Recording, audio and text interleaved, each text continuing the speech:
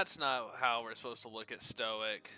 That's how we're supposed to look at Stoic. Howdy, hello, thanks for coming. Welcome. This is NGS Season 9. We're looking at the start of Week 2. Tonight we have EDiv, the Baddest Dudes versus Freedonia.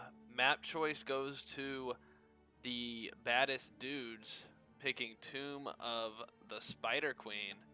Both teams are ready. Let's go ahead and get into the draft. Stoic, what do you know about these guys? All right, I'm excited. Tonight we got Baddest Dudes, who this is their first NGS match.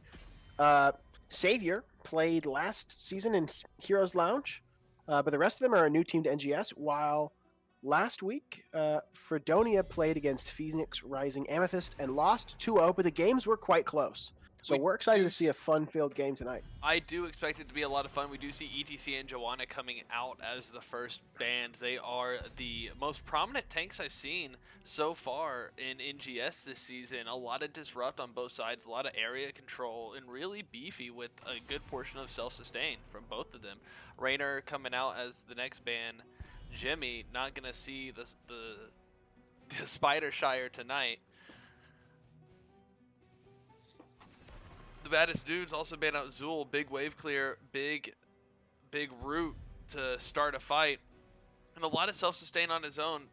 Zool has been considered fairly broken in recent weeks, a couple months really, in the Nexus in general, so it's not a surprise to see the ban. Li Ming, first pick for Freedonia. No surprise there. Last week on Li Ming, Duke was top damage, kills, and assists in Division East. Well, then it does make sense to see him again. We see Jaina coming out with good wave clear as a mage, which will have the advantage over Li Ming on this map as far as that goes, and with attacking in general, because Li Ming will have to deal with most of the fights being in the lane as opposed to in the jungle, where she can get her skill shots off without having to hit minions and monsters. Garish also tanking for the Baddest Dudes. And we see Blaze and Deckard Cain come out for Freedonia, looking like a large setup already on Freedonia with the stun and the roots and the slows and either ult that Deckard could choose to take. Yeah, I think the Deckard Cain Blaze combo is one that we've seen from a lot of teams across all the divisions in the last week. So this is interesting that also here in Division E, the same is looking true. Yeah, Greymane goes away due to the Baddest Dudes ban. They don't want to see the Worgen diving in on Jaina having no escapes of her own. Although Garish and Anduin could help her escape. Leoric also being picked for the Baddest Dudes. Now we go over to Freedonia, who did just ban out the Malfurion, wanting to avoid his roots most likely and his very sustained healing. They're still looking for an offlaner, unless that is an offlane Blaze, in which case they still need a main tank. Thank you for the host, Artemis. I really appreciate it.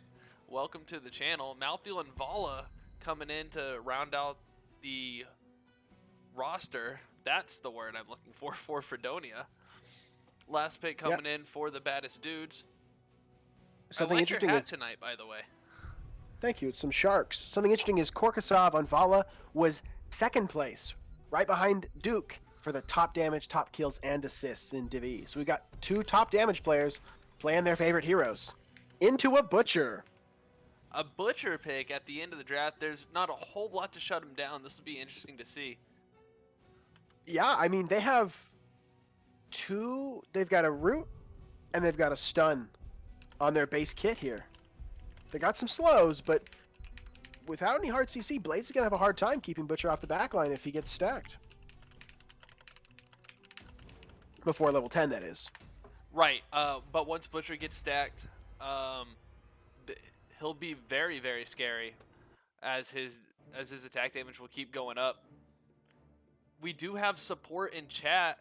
I believe it is Phoenix Rising Amethyst here to cheer on for Freedonia, and we do have the girlfriend support as well for Mad Kaiser on behalf of the Baddest Dudes. So we've also got an active audience. I'm ready for this. Audience participation is encouraged. So I'm stand corrected, Cactus Ham. That says Baddest Dudes is in their 4th season. It must be a new team name, and I'm quite embarrassed. Caught with my research done wrong. So thanks for correcting me there. There you go. Yeah, they finished 7th in D West last season. Oh, so okay, so they came from D West. Now they're in E Division. Yes. So we should look for them to do well in the division, though. Yeah. Yep. So, and Interesting. coming into week 2, this will be a good measure. Yeah, we'll see how things go here.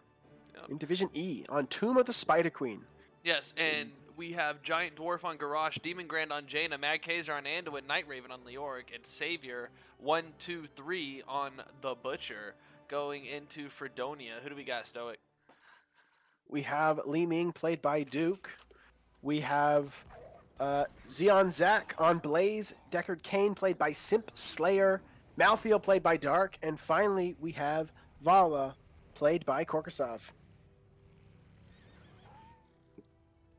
We're going to get started here. Looking at the draft as it is so far, as we go into our level 1 talents, what team do you think drafted better for Tomb of the Spider Queen? I'm really liking the draft in the blue team. I think that Jane is going to provide that strong wave clear from a safe distance, and I think that'll make a big difference coming up. Also with Leoric getting those gems, I think that blue team will take an early lead, and we'll hope that red team can hold them off before that Butcher gets stacked. We'll see if that's how it goes. What about you? What do you think is going to happen here? I get if Butcher can get stacked early, that definitely gives him a big advantage. I'm a big Li Ming fan, and I'm a big Deckard fan, and I think the way they can synergize is going to be huge. That's true. We get a quick throw big from throw Garrosh. from Garish onto the Blaze. Blaze running low on health. Root coming out from Deckard to try to help him out. A potion goes. That's going to be enough to save the Blaze, Oof. but Li Ming finishing off the Garrosh. Not how they counter expected it to kill. go. Butcher, barely getting out of there alive. He didn't have any meat to begin with, so he wasn't at risk of losing that, but any dead time is time he's not getting meat. Both teams rotating up to the top lane. Looks like we have Malthael and Leoric duking it out in the bottom lane. That's an interesting matchup. I actually don't know how that offlane matchup goes. Neither do I. They'll both be healing from each other. Yeah, lots of undeath going on. Lots of undeath. Ooh, We get a Xeon charge. Zack with an escape after being tossed. He'll be safe. Giant Dwarf dominating this bush right here, looking for a possible toss. And he finds the Blaze. He chooses not to throw him this time, though. He learned his lesson, which is, I mean, it's Garish Hellscream. I'm not sure he could learn any lesson, so that's a surprise. But he does not throw the Blaze, and everyone's still alive. So, yeah, that's a small little victory from the Baddest Dudes, learning from their mistakes already. Butcher just trying to free stack off of minions. He's already got over a kill's worth of meat just from minions. That's going to be big for him. Gem count slightly in favor of the red team here as both teams go to take their bruiser camps at about the same time. It does look like Leoric's losing out on the exchange, at least early on. He did take Ashen Renewal to help him stay in the lane in general, but he's not getting enough proc off of that to keep healing. So he is going to have to go back, getting pushed out by the Malthael, but that may change in the later game. But also, I'm sure his draft is... I'm sure Leoric is present more for the Entomb than anything else. Yeah, definitely. Get a little bit of exchange of bruiser camps down here in the mid lane, but we have a fight over the siege camp in the bot lane. Leoric catching Malthael doing the camp, getting him pushed out. Garish comes in, says, no, go back. We want to get you. But Malthael jumps back to the other side of Garish and scoots away. Leoric still working on the camp. Garish going to anchor for him, but oh, here comes trouble. Blaze and Deckard, along with the help of Malthael. Leoric staying on the camp. Now he backs off. Big Root going out, unstoppable from Garrosh. He is indomitable, as he would say. And the camp goes back to Freedonia, keeping their siege camp after it gets interrupted. And perfect execution there. They hardly missed any time in lane, coming down exactly when they needed to, and able to rotate right back up and join their 4-man. So well done there. Yeah, and that's a lot of commitment too, Because a lot of times you'll just say, oh, I got pushed out, and you'll back out and give up the siege camp and just clear it. But they really wanted it, and if they were able to do so without sacrificing XP, which they are ahead on by about half a level, then that's huge. We do see Butcher turning in a good chunk of gems. Freedonia is really close to having that first objective, and they have enough gems to do it if they can get a turn in the bot lane. But yep, it'll take 2 of them to do so. Yes, it will. There it is, and there's the gem count being carried for each member of each team. Right now, you do need 50. Blaze going in, trying to catch the Anduin, and then he jumps out away from the garage. He's gonna try to get his 4 gems turned in. But yeah, so the Baddest Dudes just now got enough gems to have enough to turn in if everybody turns in, while Freedonia has been holding on to some. And they may just be looking for a good opportunity to turn in, or they may be trying to stall longer to have a later first objective. Big throw by Garrosh on the Blaze. Blaze charging, still almost in the tower range, but he's got the whole team to get out of. Blaze is going to go down, surrounded by 4 of them. The root, not enough from Decker Kane, but Blaze does go down, and at the benefit of getting the first objective.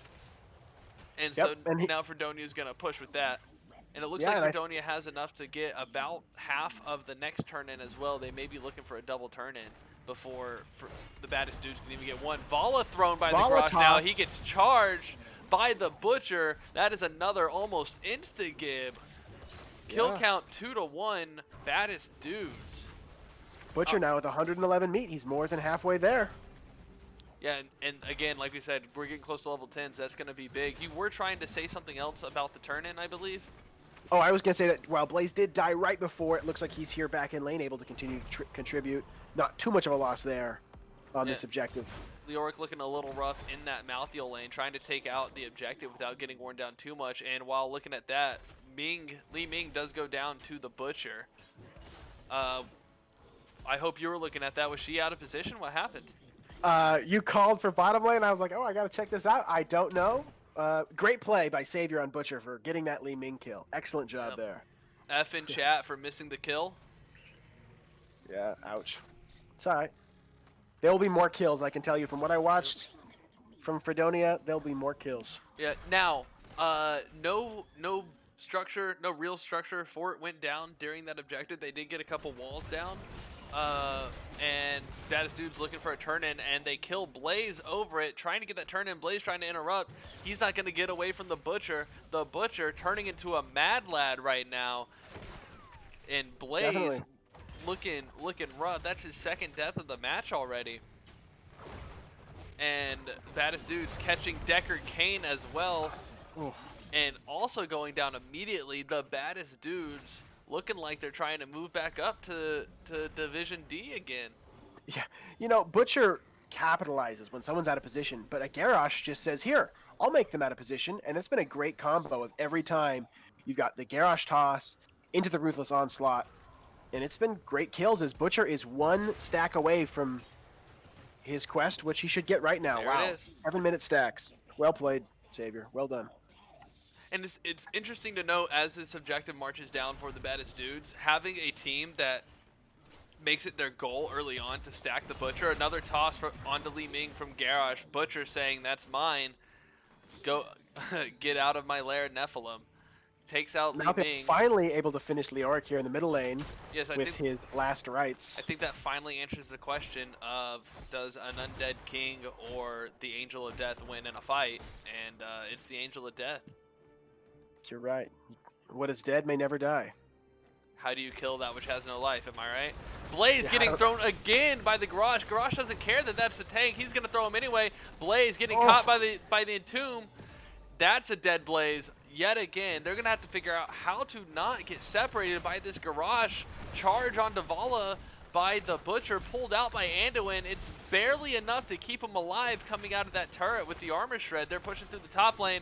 That first fort does finally go down, and that's the boss lane. That's going to be big when they can start making a play. The Butcher is stacked. You could look for a boss play at any point from the Butcher now with respect to the location on the map of Freedonia, of course. Yeah, that top lane win condition is now open.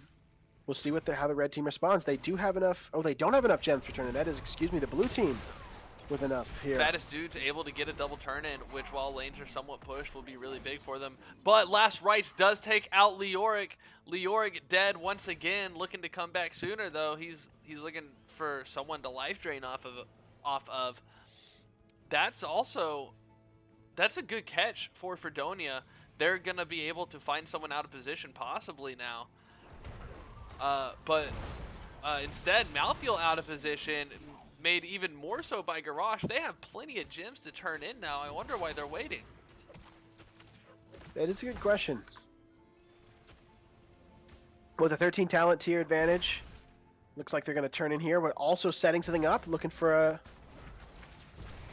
a possible juicy anything as Butcher going out onto charges the in. Li Ming, and he cancels it right at the last second, not wanting to go into tower range.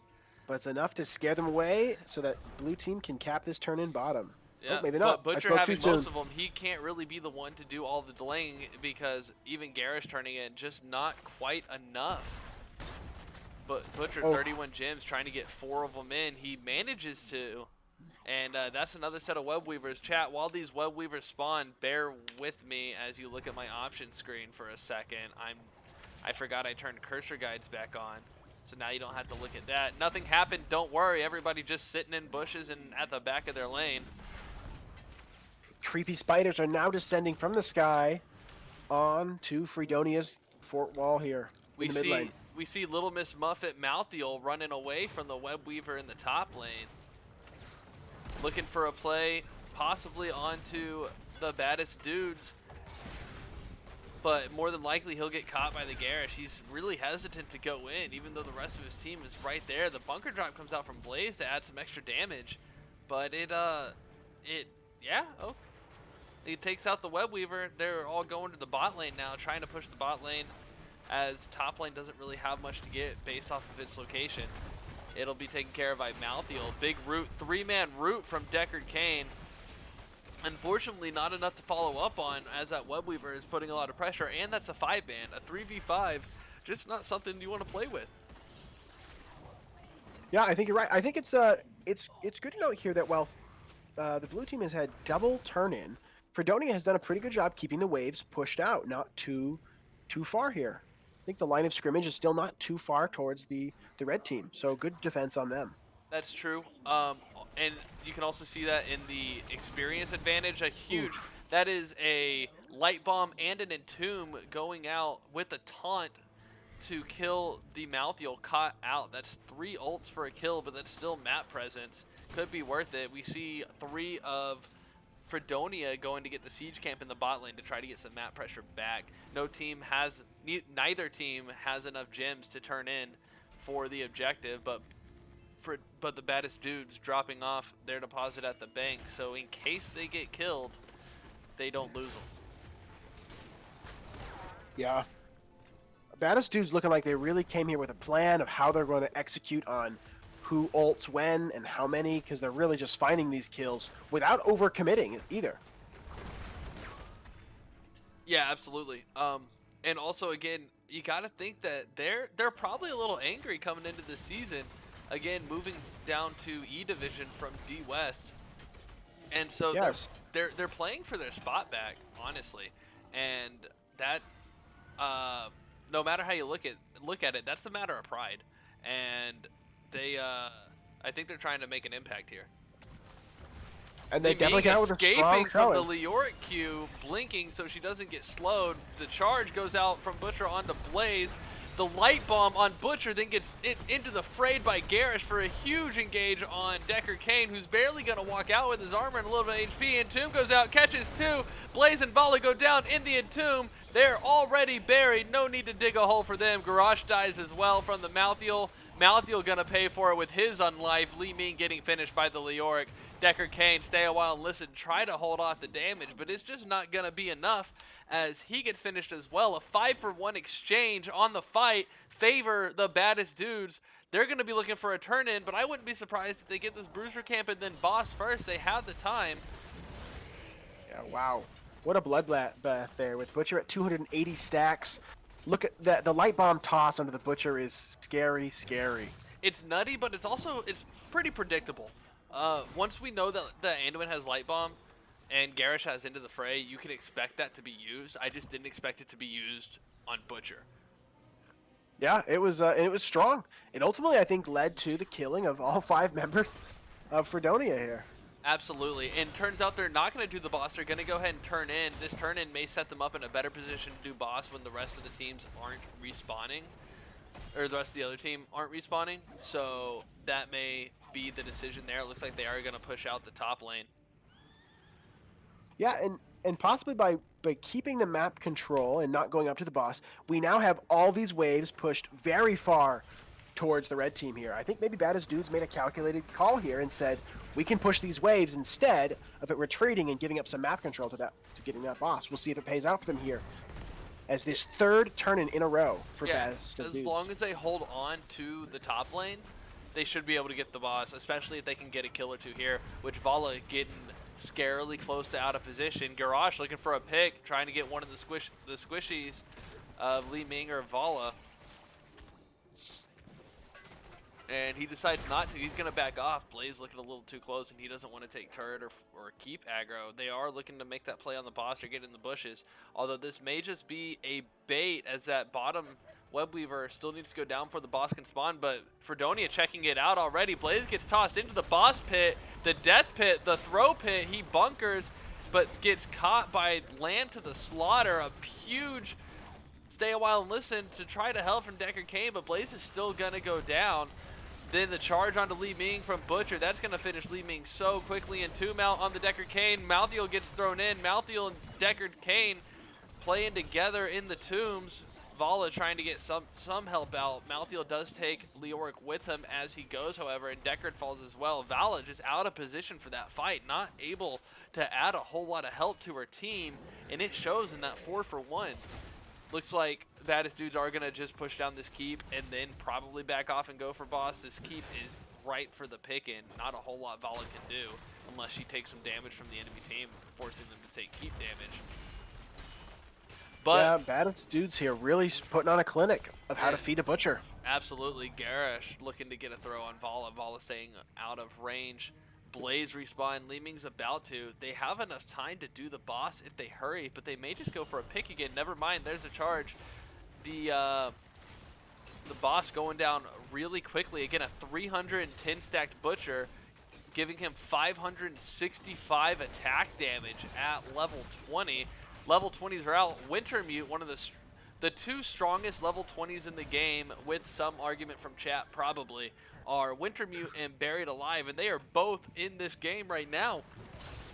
Wintermute casting Jaina spells from the water elemental, and Buried Alive silencing in the entomb, preventing escapes from being used, and it also adds damage over time to that entomb. You know what's scarier than an entomb is an entomb and a blizzard and another blizzard, and you're silenced. Absolutely, you can't even scream while you're Buried Alive. The scream. boss looking to move in on the core, along with the Baddest Dudez. We get a big throw on Malthael from Garrosh, bunker drop from Blaze. Garrosh gets slept, unstoppable, but he was under the core and he takes too much damage. He's going to go down. Malthael down as well. A big slaughterhouse, the upgraded Lamb to the Slaughter from Butcher onto Ming and Deckard. It's going to be enough for Deckard to go down to Jaina. Butcher charges in, catches the Blaze, light bomb out. It's not going to hit anyone. Butcher goes down under the core at 14%, 8-5. It goes down as Leoric does. GG the Baddest Dudez. First game over. In a 20-8 showing. Baddest Dudez starting this season strong. Forgive me for saying they were new to NGS, because it seems like they've done this before. Yeah, absolutely. Big overall presence, and they kept that XP lead once they got it. It looked like Freedonia had the XP lead for a while by about half a level, if I remember correctly. All right. I think they did have a strong start for Freedonia. So Freedonia is going to take first pick.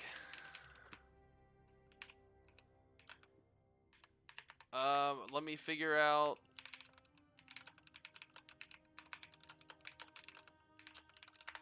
All right, talking to the teams for a second. Freedonia is going to take first pick. The Baddest Dudes will get the map pick. Looking at these talents, so we didn't get to talk about Freedonia's ultimates that much. We had a Bunker Drop, Wave of Force, Stay a While and Listen, Last Rites, and Reign of Vengeance. I didn't really see any, at least, useful Reigns of Vengeance from Vala, and I never really noticed a Wave of Force either. And it looks like a mixed bag build on Li Ming. Yeah, I think I noticed the same thing about I didn't see a lot of Wave of Force, didn't see a lot of Rate of Vengeance. It was probably there, or maybe it wasn't, and they were just dead too fast. The only time I noticed Bunker really was the one time in the mid, and the one time when Bunker was in the Lamb to the Slaughter, but Blaze got out and still was silenced and chained anyway. Yeah, he waited too long, or he didn't wait long enough to get out of the bunker for the chains to go off. That's a good observation. Yeah. With Li Ming, Wave of Force is a huge defensive tool against the Butcher, but the timing is a little hard because there's a delay on Wave of Force. So if you cast Wave of Force at the last moment before you're hit and stunned, it'll push the Butcher away so you can then teleport and get some distance between you and the Butcher. And it sounds like you're going to need to show us a little clip of that, Taco, because I don't know about you, but I mean, for me, there's no way I'm hitting that reliably against a Butcher. I'd be too scared. Well, we can go into a custom in a little bit and do that if you want. All right, sounds good. It might take a few tries because it's tricky. Yeah, but it's doable.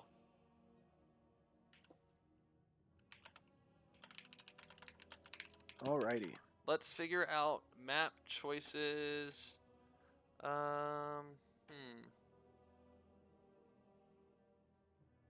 There were some really strong combos. Well, you look at maps, I'll look at chat. Definitely some strong combos. They should keep them boss. Yeah, chat disagreeing with the no boss call earlier before the turn in. Yeah, I think I would have also gone for the boss then the turn, but I mean, in the end, it worked out. Yeah.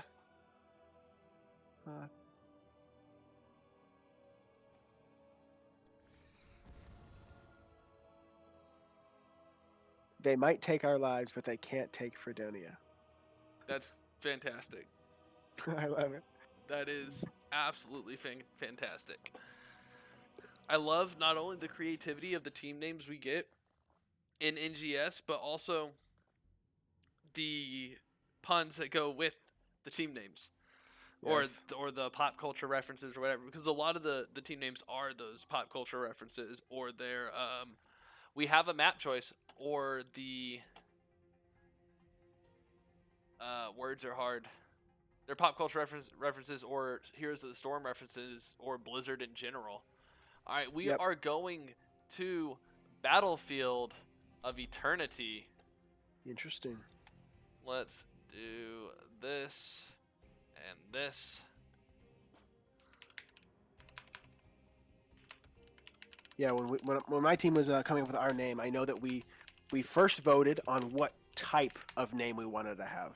Yeah. And then we decided on the name. Yes. We voted between a Heroes of the Storm joke, a gaming joke, or a pop culture reference. Which team was Duke on? Duke is on Freedonia. That's what I thought. Korsakov is on Freedonia. Simp Slayer is on Freedonia.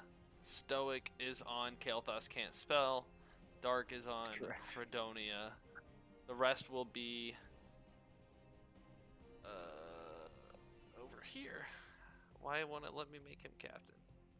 Oh, because I don't have it set up like this. Team. Okay, so Baddest Dudes picked this map, which means, all right, so they're captains. Freedonia has first pick. All right.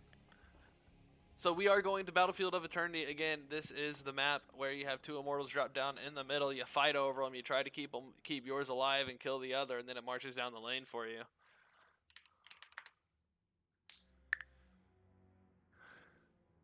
Yeah, we'll see if teams elect for race comps, for defensive comps, or if they surprise us with something sneaky here in game 2.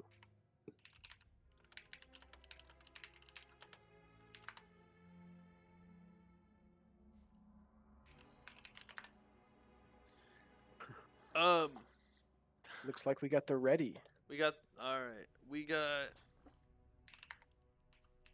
Oh, maybe not. Oh, no, we did. I just Oh, okay. missed them. All right. All right, we are going to Battlefield of Eternity. All right, here we go into game number 2. Again, the baddest dudes having the advantage.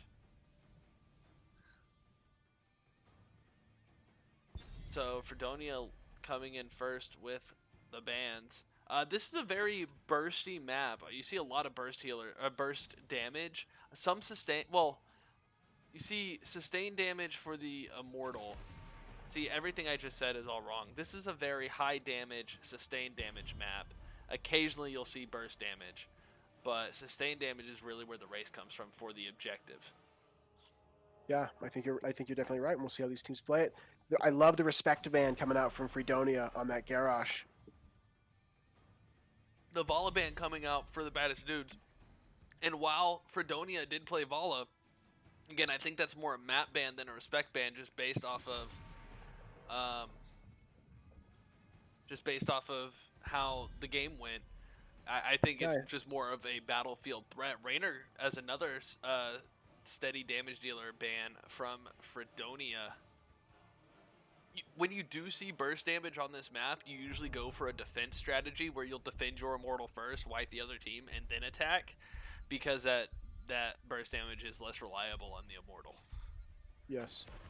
Joanna banned from the baddest dudes. She has been nearly 100% pick banned for what I've seen so far in NGS. She's just very, very present. So I'm looking to see an ETC for the tank as one of these teams. That'd be a good call. Johanna Zionzak's favorite tank. We'll see, does he pick up Blaze again? It's the first pick, Li Ming from Duke. We do see Li Ming again. I really want to see some more coherence out of her build.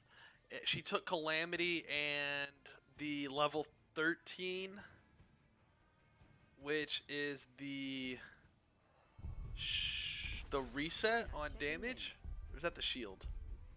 That's the reset. Shield is yeah. 13 is the reset on damage. 16 is the shield. Yep, and she also took Orb Talents. It was very incoherent. We see Ana and Jaina coming out for the baddest dudes, which is again a kind of it's kind of bursty. Jaina has a little bit more sustained magic damage as a mage, but it's still bursty, and so I'm looking for a counter comp for the baddest dudes. Satellite Jack in chat has commented on the Jimmy ban, banning the large minion off the map. Yes, no large minion this game. I love it.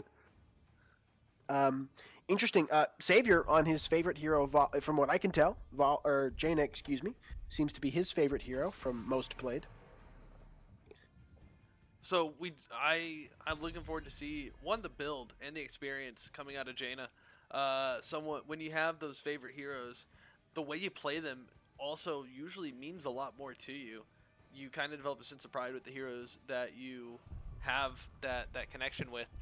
Also, Zephrofix wanting to know how much do we have to pay to force Hanamura to have 2 slots on the NGS map rotation. I don't think you could pay. Maybe, I don't know.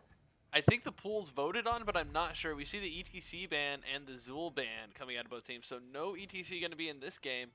Greymane and Thrall picked up for the baddest dudes. Greymane, really good damage on the Immortal. Thrall, a good defender and a good damage dealer.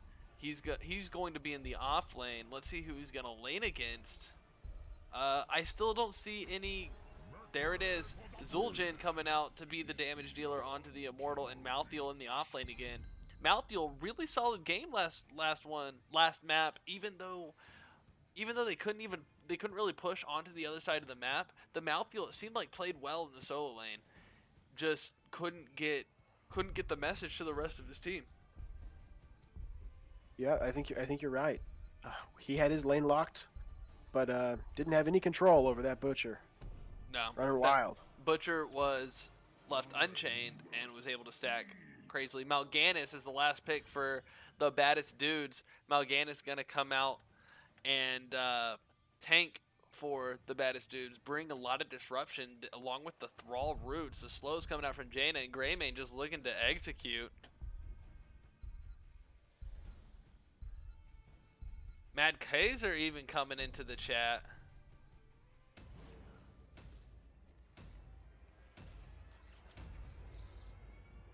And we are off to the battlefield of eternity. We're looking at Silver Wisp, Silver Wasp on Ana, Demon Grand on Greymane, Savior on Jaina, Night Raven on Thrall, and Giant Dwarf on Mal'Ganis. It looks like we did have a substitution of Night Raven for Mad Kaiser. Or was it Silver Wasp for Mad Kaiser, rather?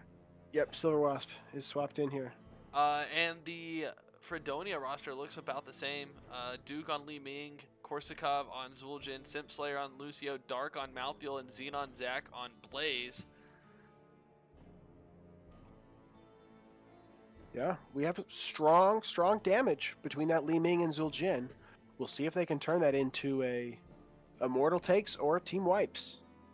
Yeah, absolutely. And Zul'jin, the thing I don't like about Zul'jin here is that the objective is you have to attack the Immortals.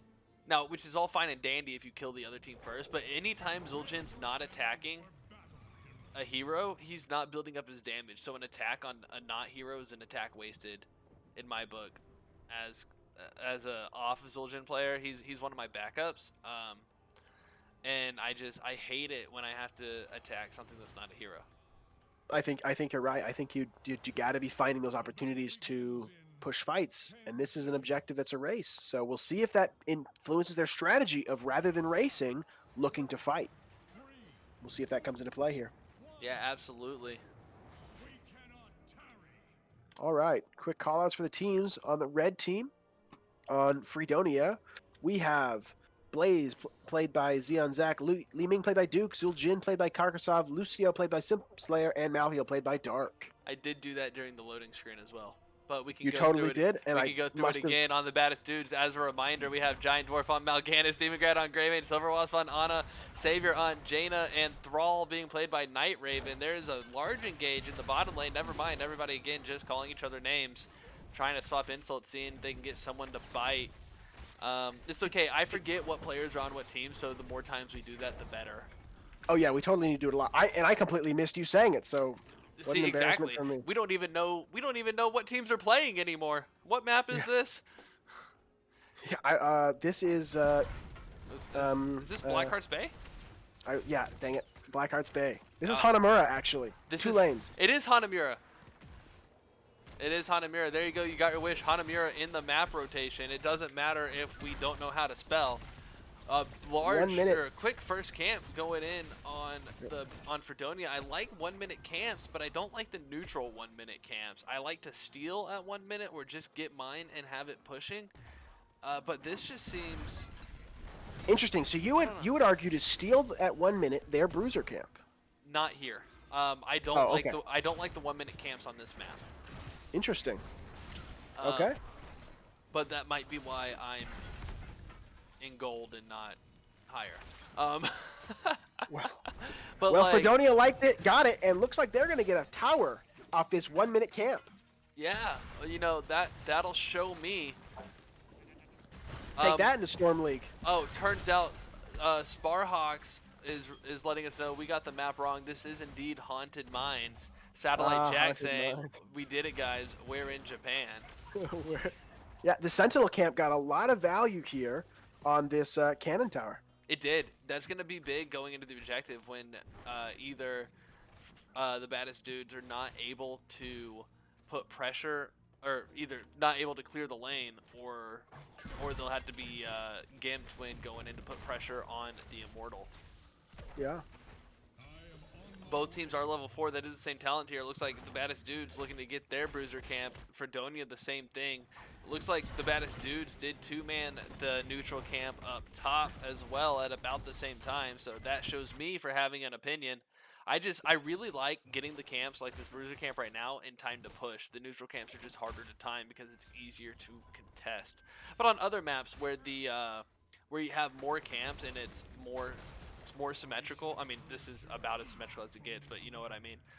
Yep. When both teams have a siege camp and a bruiser camp that are distinctively theirs, I think it's definitely better to wait and get that pressure unless you can go in with like a Sonya or a Rhaegar or someone and steal that bruiser camp. Blaze at about a quarter health, getting chased by the Greymane and the Mal'Ganis, but he's going to be able to get out. Not going to be caught by the sleep from Mal'Ganis, but Mal'Ganis Fellclaws out, catching the Lucio rather in the stun. Blaze jumping in, but gonna get stopped. He goes down to the Blizzard. Cool off, says Jaina. Malthael looking in trouble. Jumps back in to try to get some healing out. Greymane finishing him off. This is good form coming out from the Baddest Dudes. Yep, as they get 2 down, they immediately rotate out to start to damage that red Immortal. I'm surprised that the Greymane team is the team running the defense first. Yeah, an interesting choice there, definitely. With the strong Racer and Greymane, you'd think that they would want to force the fight. Maybe they're worried about the Li Ming Zul'jin combo. But Li Ming didn't really take the a build to race here, so maybe just a strategic choice, knowing that they have a strong team fight. Li Ming going, looks like, into either the same build or a build as the Baddest Dudes is about to finish off the Immortal. They take the Immortal. Theirs won't have a whole lot of shield, but it will have some. And it's going to push in the bottom lane as the siege camp for Baddest Dudes did push a little bit in the top lane. So they're going to get lane control back where they're already crippled by that lost tower. Look at this. I'm surprised. An off push from the Baddest Dudes. Well, with the tower changes, it kind of makes sense. It really does. Think you're right. It's hard. All Blaze has to do is just get hit by one spell, and then suddenly the team's taking damage. I think it's a good call. I'm surprised by the power hungry pick by Li Ming. As important as the objective is here, to take power hungry, she's missing out on a lot of spell damage while she's in the objective area away from the lanes to get health gloves. Blaze jumps in, he field goals Greymane and Ana, tries to get out a little bit extra damage. Mal'Ganis punishing the Blaze, a sleep dart coming from Ana. Blaze is going to walk out at 75%. They're looking to make a play on the siege camp as the Immortal is down. Li Ming dueling the Thrall in the bot lane. Doesn't look like much exchange at the moment. We'll keep an eye on those health bars though. And a possible skirmish over this camp as Mal'Ganis goes in for a big sleep. Yeah. Zones the team. Blaze going in for the stun. He doesn't want to give it up. Now he's sitting on the capture point, but he's looking low. Malthael goes in to take over, but Blaze not able to get out. Malthael gonna get a kill on Demon Grass. Greymane goes down, but not without taking Malthael with him. It looks like maybe there he goes finally, hanging on for dear life on the last thread was Malthael, but Ana still finishing off. Take your medicine, Ana says to the Malthael. That damage over time and healing reduction prevented Lucio from saving his team. It does look like Li Ming was able to push out the Thrall a little bit. A little kind of surprising, as if Thrall can close the gap at all, then Li Ming doesn't really stand a chance. But getting value to Triumvirate, I assume, here in the bottom lane. Yeah, absolutely. Now, if she had gone Calamity at 7, which she did, that does change everything I just said, giving her the opportunity to jump in and actually have close range damage and presence. A lot of burst from that Calamity. She's coming in to help with the siege camp. They're trying to get that bottom siege camp. This time pushing as the objective comes up. That's going to force the Baddest Dudes to have a delayed start on the objective because they had to clear this camp. Mal'Ganis trying to get a catch. Blaze getting slept by the dart. Mal'Ganis choosing not to follow. That tower is still there, ready to attack anyone that gets too close, but it is almost down. Nothing that a Q from or a Blizzard from Jaina couldn't take care of. Looks like Thrall might be trying to take care of it himself instead. Li Ming defending off the Thrall. Thrall comes up. He's going to help out with the objective while Freedonia is waiting to get this cap on this bruiser camp. Send it up in the top lane. Try to get some pressure out while they are on the objective. Yeah, Freedonia either didn't want to engage, was worried about the race, or is confident in their ability to defend this. Yep, and it looks like we have the same setup again for these Immortals here in the back half. The Baddest Dudes taking out this Immortal really fast. They're going to have a lot more shield, about twice as much shield on this Immortal this time. Thank God for Jaina in her normal Jaina builds, says chat. Look, there's a Ring of Frost we're getting at level 10. Both teams have level 10. The Immortal's about to come down. Let's look real quick. Go for the throw. Ring of Frost, Sundering, Carry-On Swarm, and Nano Boost from the Baddest Dudes. Thrall finishing up his Echo of the Elements for that double Chain Lightning. Then we have Combustion, Wave of Force, Taz, Dingo, Sound Barrier, and Last Rites. Lucio and Zul'jin trying their best to not die with those ultimates. And again, we have another off push. The Immortal going down to the bot lane, and the rest of the teams going up to the top lane to try to get the push on the top lane, get that fort. Looks like the Immortal might be able to finish off that fort with Thrall's help, but the Baddest Dude's not able to get anywhere in the top lane. That fort does go down. Getting pushed back from Freedonia, the Baddest Dude starting to back off. Big Orbs not getting big damage onto the enemy hero there. Gets a little poke with the missiles though. And now Lucio looking to make a move with Blaze on that siege camp. Oh, but Li Ming gets cut out. Ring of Frost goes out. It's not going to matter. Chain Lightning picks off the Li Ming. Blaze coming in with the big combustion on all 5. Stasis with the Carry-On Swarm from Mal'Ganis. It's going to be a big exchange. 2 for 2 on the fight. Blaze and Li Ming go down. Thrall and Greymane the same. And looks like the Baddest Dudes are going to back off. It looks like they think Freedonia has the advantage here in this 3v3. Freedonia going to go for that camp now. It'll go a lot faster with Zul'jin instead of Blaze. Malthael getting caught by the Mal'Ganis, and then another Sleep Dart comes out from Ana. The Fell Claw stunning the Malthael. Malthael trying to get away. He does with a little help from Speed Boost Lucio. Boostio, as he is colloquially known. Boostio. Shout out to Ana for sleeping that Li Ming and the Thrall rotating up, and while Li Ming was sitting there, it was able to set up that great Sundering to start that team fight. Another hero goes down for the red team. Baddest Dudes leading the kills 7-3. Moist Weenus, thank you for the 2 sub gifts. I believe those subs will also get founder badges, as they are my 3rd and 4th subs. I don't know how many of those go for, but Moist Weenus, thank you for the subs. Weenus provides. Big orb from Li Ming and a Look Calamity. at that Calamity onto Thrall. Thrall feeling the Sundering on his face as Li Ming jumps on top. Greymane getting chased out by Li Ming as well. He saw what happened to the Yorick. He's just a puny little human. He doesn't want to feel that as well.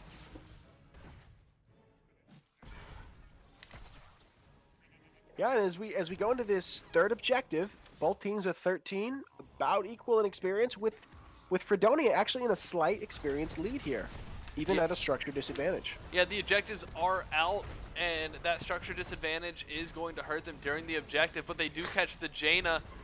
Ana trying to escape the Li Ming is not going to be enough. A big orb goes out, finishes off the Ana Carry-On Swarm onto Li Ming, but is more of an escape for Mal'Ganis. And Freedonia goes off on the objective, sending it into halftime, giving the Baddest Dudes a little bit of time to catch their breath and recover. Yeah, we've seen a very similar situation before. One team giving up half the objective while they get a camp, and the other team, a little bit different here as the red team now opts for their camp. With the significant lead they have, it looks like they'll still be able to poke this down. Yep, both teams getting their bruiser camps. The Baddest Dudes looking to defend their objective after halftime. First time they've been doing that this game. Giant Dwarf on Mal'Ganis goes down to the Li Ming. He's not quite able to get out after trying to get that harass. Yeah, and it looks like Freedonia is going to get their first objective of the game. And a very healthy one at that. In fact, it's their first objective since the first set of spiders on the previous map. They have been on the back foot the whole time. This objective also going to the top lane. The Immortals apparently have some sort of trans-dimensional realm agreement about staying in the top lane, neither wanting to go to the bottom lane. Interesting. And we now have a level 16 talent advantage for Freedonia. They're tied in kills, and they've got a pretty healthy Immortal pushing on this top lane. Yeah, a lot of shield on that as the Baddest Dudes were not able to contest. And now Freedonia has the XP lead as well. They have the talent tier advantage. They're going to off push while the Immortals pushing through. The Baddest Dudes having trouble holding on to that fort at level 16. It's basically made of paper anyway. So Freedonia trying to get what push they can, trying to take back this game and give us another 3-game match. And boy, do I love to see those. I have no favorites, but during game 2, I always want to see a game 3. And I think that red team here, Freedonia, really wants a game 3 as well, and they're making a showing. Absolutely, a big root coming out onto the Malthael, followed by a Sundering. He's going to knock him out of the Ring of Frost, though. That was Lucio not calculated. saving his whole team. 3-man combustion from the Blaze. It's going to slow. He's going to catch the Jaina. Jaina going down to the Blaze. Blaze taking a lot of tower damage. Big carry-on swarm from Mal'Ganis is going to heal up a lot, put out a lot of damage, but no, everyone else is going to run away. That is a 1-for-0 favor for Freedonia, putting them up in the lead on kills as well now. And they're going to go get their camp and try to readjust. Level 16s for both teams. Excellent boop from that Lucio, saving his team because that Mal'Ganis was looking for that flank. He was already ready to sleep all of them. And quick reaction from Lucio saying, nope, not on my watch. We're seeing the same build again from Li Ming, and I'm confused because Triumvirate getting the resets, and if you take Zai's Vengeance at level 7 instead of Calamity, that drastically boosts the long-range damage of Arcane Orb. And when you take Arcane Orbit at 16, that also drastically increases the range, which further amplifies that damage from the level 7. The talents just work so well together. I'm surprised she's not taking Diamond Skin instead, so that she can play more aggressively with Calamity. Because again, with Calamity, you're taking low range interactions to try to pump out damage with your E and your Q. So you're not going to get much value out of the Arcane Orbit, but I believe in her this time. Big combustion goes out, taking the Jaina, but not before she can drop Ring of Frost. Mal'Ganis also going down. Blaze going to fall to the Thrall. There's a jump from Malthael, finishing off the Greymane as well, or Thrall, or whichever one I didn't say already. A 4-for-1 exchange for Freedonia. I need to stop talking about talents and watch the game. That team fight started and finished real quickly. Yeah, I thought it would go the other way as Li Ming walked, face checked to Bush, but had the quick reaction to instantly blink out. One does not simply walk into a bush. No. Usually they die if they do, but Li Ming here. Yeah. Especially when she has the missiles to throw into a bush to check. This is true. That's like face checking 101. Don't. Maybe it was a calculated face check here, wanting the engage, knowing that they could counter engage, to get that 4-for-1. Now in the kill lead with 12-8. Yeah, the Baddest Dudes trying to figure out where they want to go. The objective is going to go top. Looks like Jaina's going to head up and try to clear. Looks like we might finally have a push with the objective as Freedonia heading up to the top lane, going to try to get the keep with the Immortal. And my wonder is if Li Ming takes that orb talent at 16 for this long-range siege, just as we're seeing here. And that she could can do safely shoot down these walls and towers while not taking tower shots. And you know, that's good speculation. That might be the reason we see Blaze diving in. He does combustion. It's not going to be enough to catch anybody, and the Baddest Dude's still able to sort of defend their keep. The Immortal is inside the walls now. It's about to lose its shield and become a melee Immortal, but the keep's already at half health. The keep going down as the Immortal does his big AoE stun, asleep onto Blaze. Greymane jumping in on the Li Ming. Greymane following. Li Ming at 90. She blinks out. Not enough. Greymane catches her, but he has 100 health. Zul'jin throwing an axe in time to follow the Greymane on his tuck and roll as he tries to escape. Greymane goes down for that big kill on Li Ming. It might not be worth it, though, as the Immortal goes out with the core at 70%, but Malthael dies as well. That's a 2-for-1, but a huge loss into the Baddest Dudes on that entire exchange. Malthael returning. That's going to be on cooldown, though. A big exchange of cooldowns for the Baddest Dudes, but overall I think a net loss, as that 2-for-1 is still a 4v4 and they took major core damage. Artemis Chloe in the chat, I think they know they had the advantage and didn't care about face checking. When a Li Ming is not afraid to face check, there's a problem. Yeah, and we saw that they could not confirm that kill when Li Ming face checked that bush. We're about to The see a big old arrogance. skirmish over here over the siege camp. Freedonia coming in, stealing the siege camp almost immediately. No contestation by the baddest dudes who actually did all the damage. Ring of Frost goes out. It's a big root. However, Oh Jaina no, going Anna. down. Anna getting Trap. caught. Lucio, Boostio trying to keep Mal'Ganis on the Ana. The Ana getting away thanks to Mal'Ganis and Greymane, who are both going to get out. Never mind, Mal'Ganis doesn't get out. Greymane getting out with very little health. Ana not able to keep them both up. That's going to be big coming into this objective for Freedonia. Excellent sleep from Ana, keeping herself alive. Yeah, It's unfortunate absolutely. Mal'Ganis did fall there. Blue team looking to defend this top lane, as red team has map control and 20 advantage to take this first. Yeah, absolutely. this These next are going to immortal be phase. big level 20s as they're pushing in on this keep right before the objective spawns. Level 20s flash fire for the to uninhibit the blaze during combustion. Talrasha's element, so we'll start seeing full spell rotations for Li Ming. Tazdingo to heal after the Tazdingo improvement on Zul'jin to heal after Tazdingo. Bossa Nova for the sound barrier improvement, and no one can stop death, as we saw Malthael did return after he died. Yep, quick halftime from Freedonia here, as they're looking to push this immortal in as fast as possible. Yeah, again, Greymane showing early to contest. this Needs will to be be careful. an immortal with a full health bar, as long as they don't do something drastically miscalculated here. The entire the baddest dudes coming in.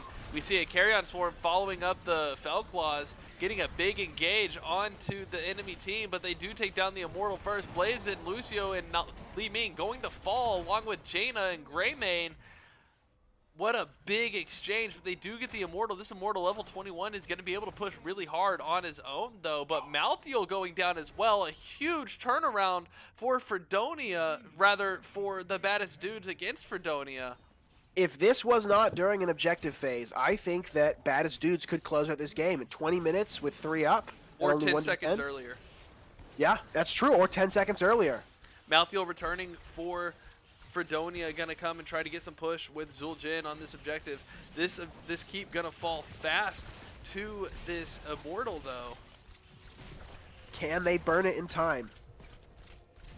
Anna is just sniping away her heart out. Getting the objective gives Blue a chance to come back, says chat. Little do they know. Well, now they do. Good job, guys, from Mad Kaiser to his team. However, the immortal pushing in on the keep already lost about a third of its health.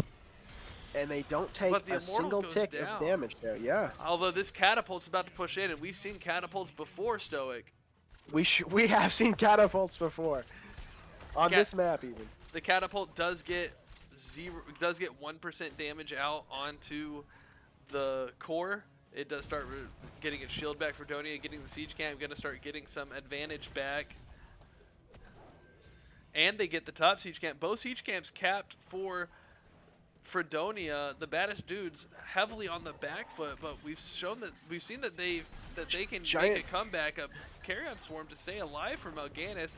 Big sleeps coming out, but no follow-up. Trying to get a hard engage, but trying to avoid all the costs that come with it. Yeah, baddest dudes needs to find an engage quickly because they have to respond to top lane.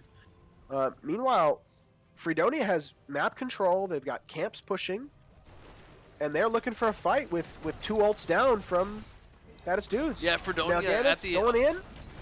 Big Surviving. sundering to split them Huge up. sundering. Blaze coming in with the combustion, trying to get a big one. Catches 2. Charges back in on the Thrall. Mal'Ganis jumping in, trying to disrupt. Mal'Ganis and Thrall looking low. Malthael goes down to the Greymane. Go for the throw big. Ana getting killed by the Lucio. Healer battle. Blaze falling to the Greymane. Mal'Ganis falling to, looks like, the camp. Oh my lord. Camp finally going down. Zul'jin gonna cap. That is a huge exchange for Freedonia. 4 for 2. They're gonna push this in with 2 catapults, a siege camp, and a bruiser camp. That's gonna be the game. We got a game 3 for this match, fellas. Got a game 3 on our hands. Wow, what a fight there, happening in 2 different locations that could have gone either way on a moment's notice.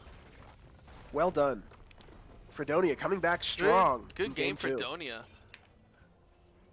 This has also been another unpopular map.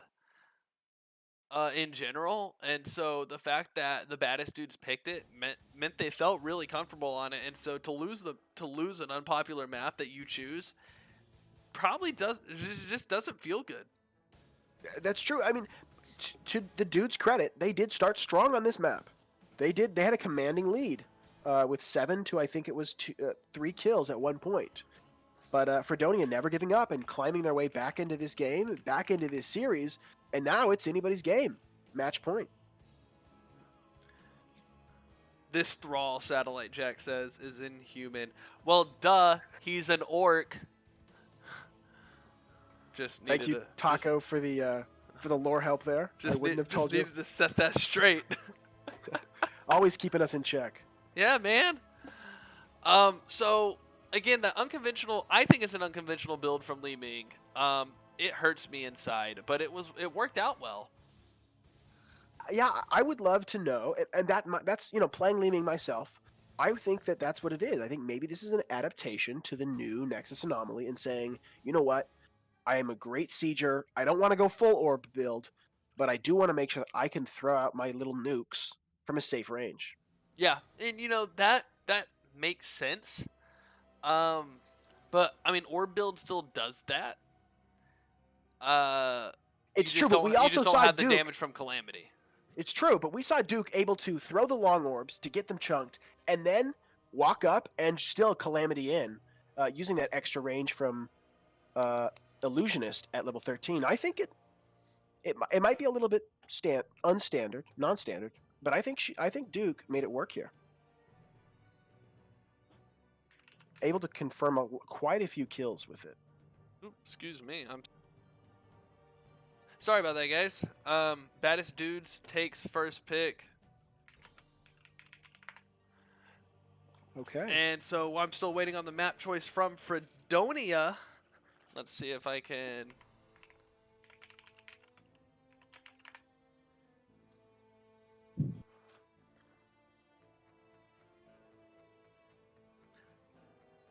Looking to see where Freedonia wants to go for game 3 to try to take the match back.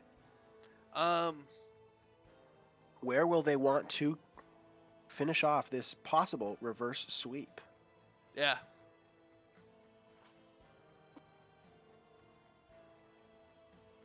I'm sure that Baddest Dudes are also anxiously awaiting to know where they'll have to put up their heroic stand to hold on to the lead that they gained in game 1. Yeah, that was a rough match for them, a rough loss, especially when they did seem to have that large advantage. Satellite Jack talking about Li Ming's beach balls. We're going to the other Diablo map, Infernal Shrines. Infernal Shrines. Let me go back to this important screen here. We are going to Infernal Shrines. As a fellow Li Ming, I have to ask you, we've seen Duke in every single map this season play Li Ming. Infernal Shrines, I would argue, is Li Ming's weakest map. Including like last week. I didn't see him play.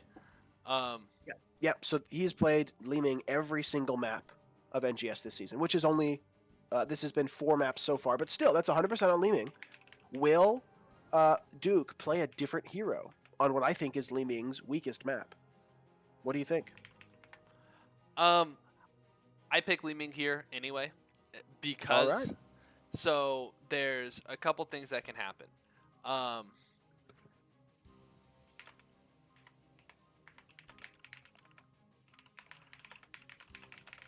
Sorry, trying to talk to a captain for a second. You're good.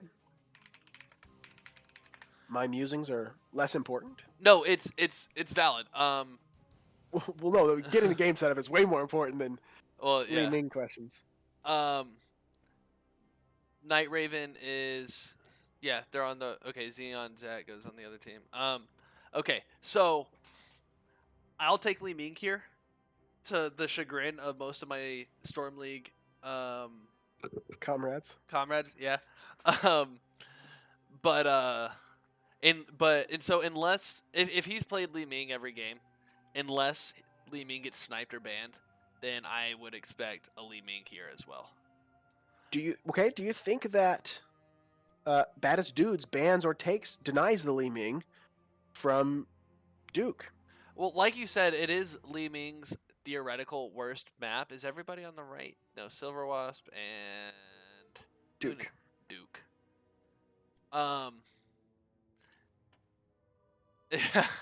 It is baddest. It is Li Ming's theoretical worst map.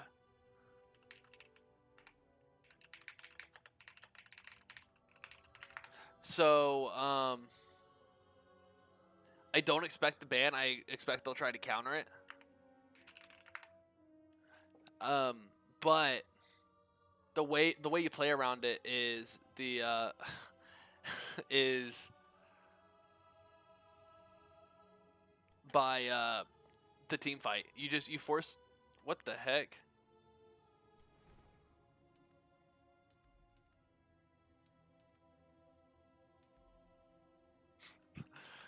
There I go, messing up.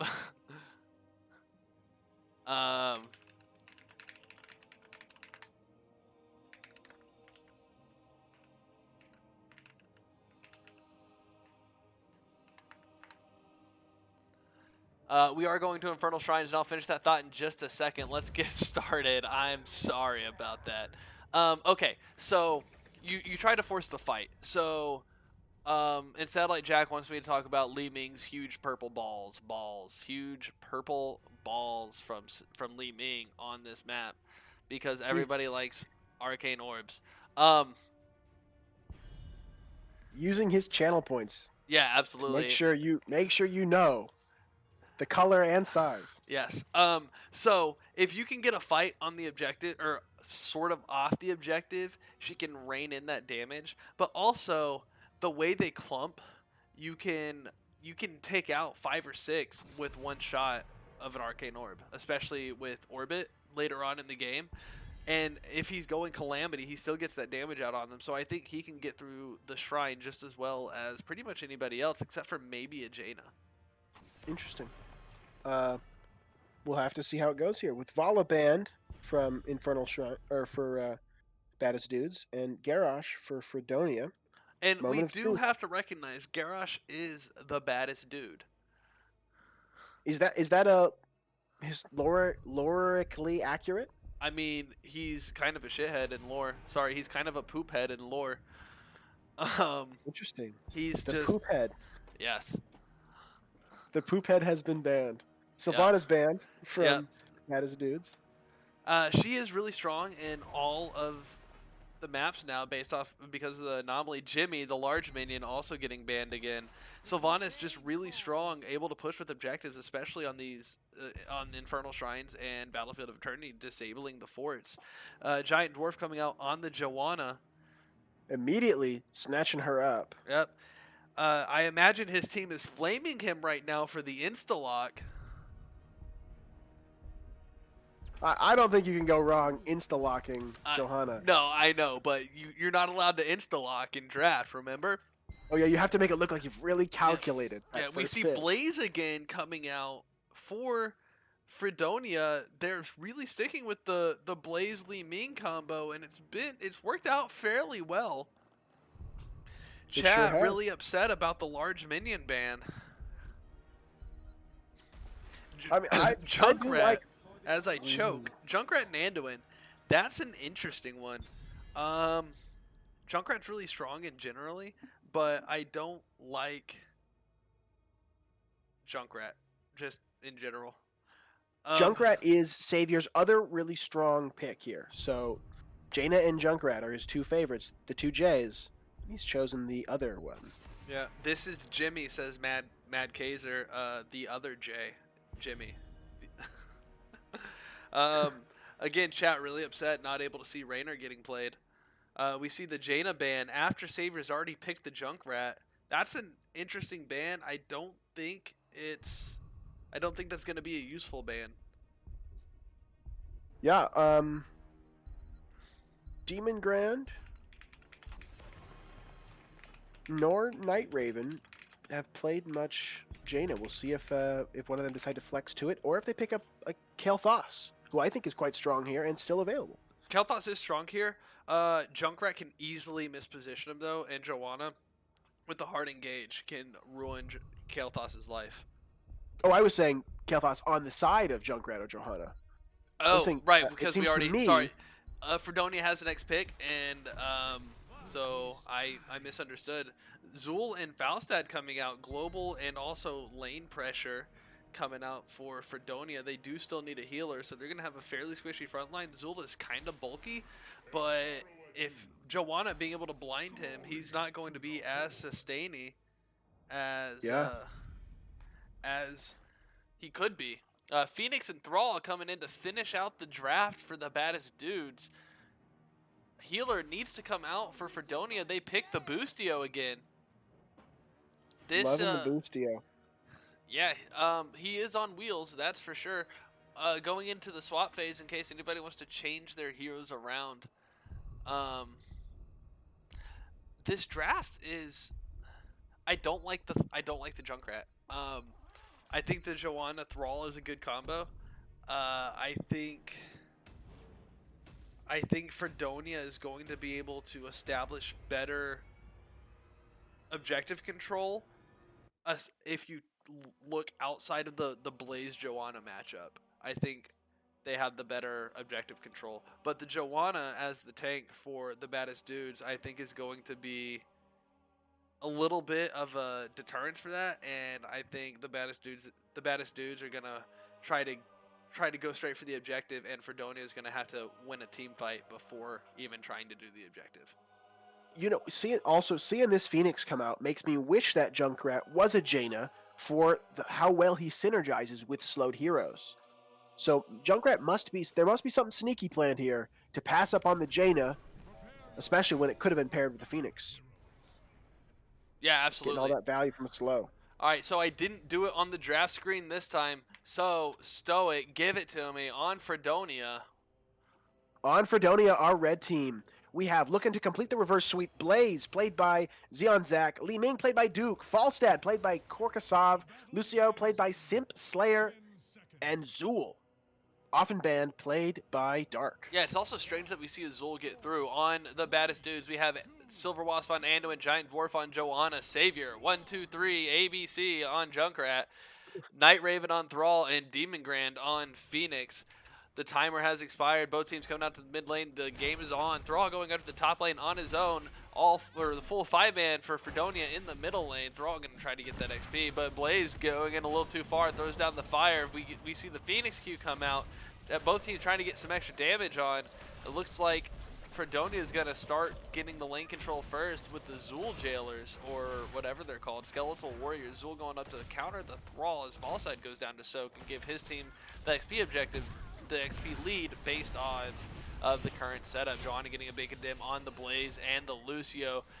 Phoenix trying to get some supportive damage on top of it, but it's not really going to work out. Both teams rotating down to the bottom lane. Joanna, big condemn, trying to help clear the lane in time before Fredonia gets there. Ming damaging the Joanna. Joanna mounting and getting dismounted by the Blaze. That's gotta not feel good. Dude, that's my car.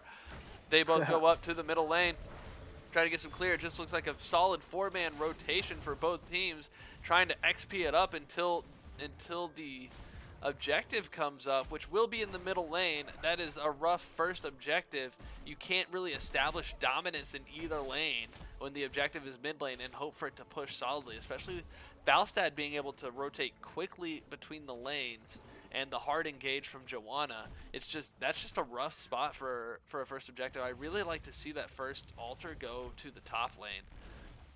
Both teams getting their siege camps to push through. Oh, thank you. Thank you, Hot Slike Hammer. Move our faces. They're tired of seeing us. They've seen us enough. Fortunately, nothing too exciting has happened for us to block. Yeah, as both siege camps converge on the middle, Johanna looks to pick somebody up. Simp Slayer booped back by Lucio, but not able to convert that to a kill. Level 4 early out for siege both camp teams. from Duke and Dark, or early bruiser camp from Duke and Dark rather. This one does kind of make sense, especially because as Xeon Zach gets disrupted by the Junkrat and is about to go down, big condemn, stopping him from getting away. Anduin with the root for the finish. Anduin, you're a priest. You're supposed to be a healer. Don't kill the Blaze. They do get that bruiser camp to march to the top lane. The objective going to start its countdown now. It's going. That's going to get some progress, and the Bruiser camp is very, very sustaining on this map because the Shaman is ranged and the Hellhounds are.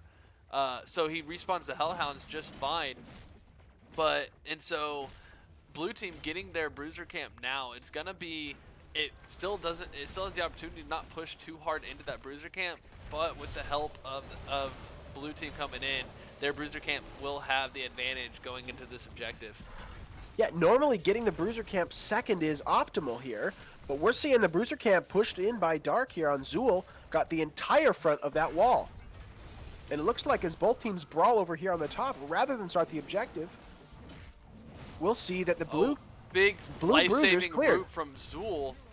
Oh, no, but it's not enough. Phoenix teleports in, finishes off the Zool rooting the Thrall to ensure his escape, but we do have Freedonia coming in, starting on the objective. They're about a quarter of the way through now. Well, there they go. Now they're a quarter of the way through.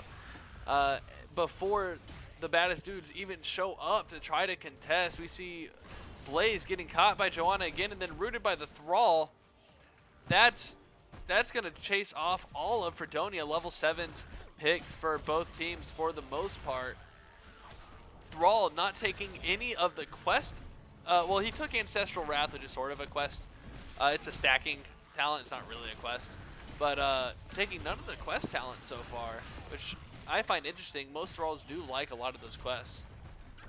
It is fun to get those dings when you're playing some Thrall. Yeah, chat still arguing over whether or not they want to see us. As Phoenix arguing about whether or not he wants to live. Blaze making the same decision.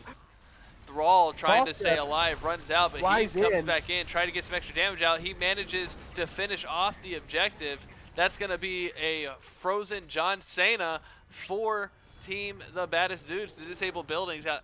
As the first Punisher has the as a frozen Punisher being the first Punisher, that they do have the opportunity that they don't usually have to get a lot of push out of it as it jumps onto Falstad, putting out some heavy damage. But because the Baddest Dudes can't push with it right now because they got chased off, they aren't going to get nearly as much value as they could, although it's being very destructive to those forts, to those towers rather. It's going to get some damage off on the fort, but then redirect to the heroes, disabling the fort, staying alive for just a little bit longer to get another hit. But a very unfortunate timing with the Frozen Punisher not being able to get used. Zool staying alive in the top lane, defending off 3 though during that objective. The objective is over. Both teams are zooming their XP soak. Even though they lost the objective, Freedonia has the XP lead overall. They're most likely going to hit 10s first, trying to get some harass onto the siege camp that Thrall and Junkrat are now doing, trying to get some poke or some push in the bot lane as well.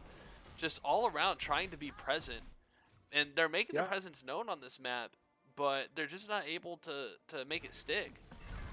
Worth noting that the experience lead that has now given them the level 10 advantage is all from minions. Or not all, but the majority of it is from minions that they've soaked more waves than our blue team. I have that somewhere. Here it is. As we can see, the minion soak, about a 3,000 minion soak lead, over 4,000 now, which is roughly the difference in the XP overall.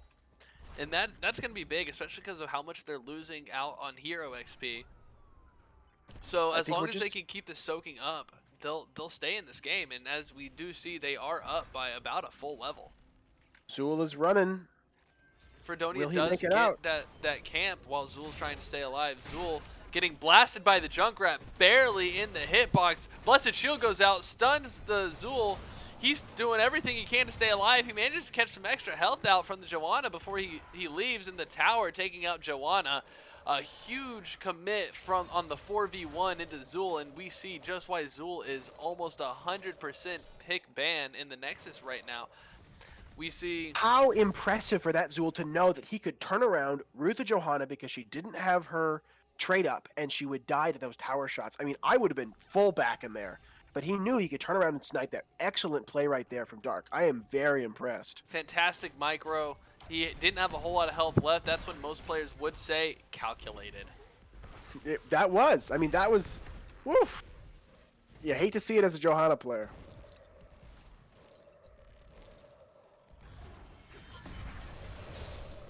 Blue team not quite sure how to respond to this top lane push that is again coming in with a very healthy bruiser onto this fort. Looks like they're going to try to flank. They want to save this fort coming into this objective.